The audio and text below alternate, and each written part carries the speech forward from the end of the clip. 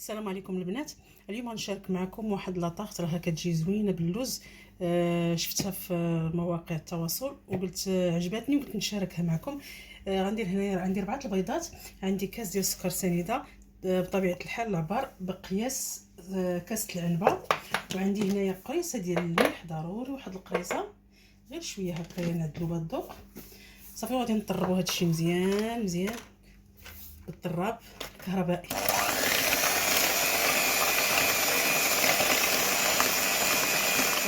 كما كتشوفوا بعد ما طلعنا البيض تقريبا خدا معايا واحد 2 ديال الدقائق باش طلعته ولا هكايا كيولي خفيف وكيضاعف الحجم ديالو.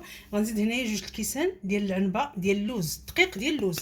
انا كان عندي اللوز صاين، شديته طحنته، وضروري ما دوزوه في الغرباله البنات باش تنجح معكم هاد لاطاغ. درنا دابا الكاس الاول وغادي نزيد الكاس الثاني، 2 الكيسان ديال العنبه. صافي كنبداو نطلعوا من التحت للفوق حتى كيتجانسوا لنا العناصر مزيان مع بعضياتهم. هذا هو الخليط اللي كنحصلوا عليه، كيكون خفيف ومهوي. باش غادي نحيدوا ديك الزفوريه ديال البيض. انا غادي نزيد هنايا الروح ديال اللوز، قطرات من روح اللوز. تقدروا تزيدوا الروح الفاني ولا اللي عندكم ولا لاغوم ديال اللوز. هنا زدت غير قطرات خفاف، راكم عارفين هاد الروح كتكون شويه قويه، بغيتها باش تهرس ليا ديك الزفوريه ديال البيض. صافي كنبقاو من التحت للفوق على هاد الشكل هكا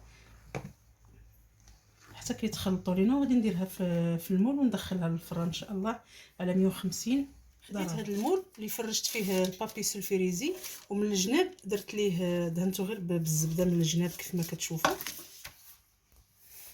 غادي نوضعوا فيه الخليط، غنهزوا يدينا شويه الفوق.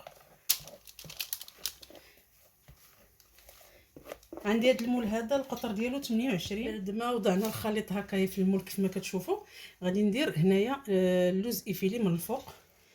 غادي نزينها باللوز ايفيلي من الفوق وندخلوها للفران ان شاء الله. هانت اختي بعد ما وجدت لنا لاطاغ ديالنا كنخليوها حتى كتبرد، عاد كنحيدوا لها المول ديالها. هنايا غندير لها رشه خفيفه ديال السكر كلاصي كتزيين.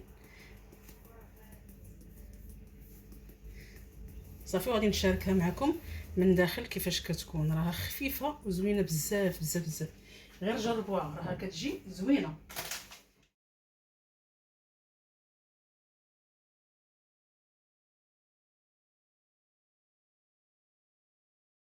هانت اختي التركه ديالها جات زوينه بزاف. هي واخا كتجي رقيقه ولكن راها كتجي فنه فنه فنه. غير جربوها راها واعره البنات.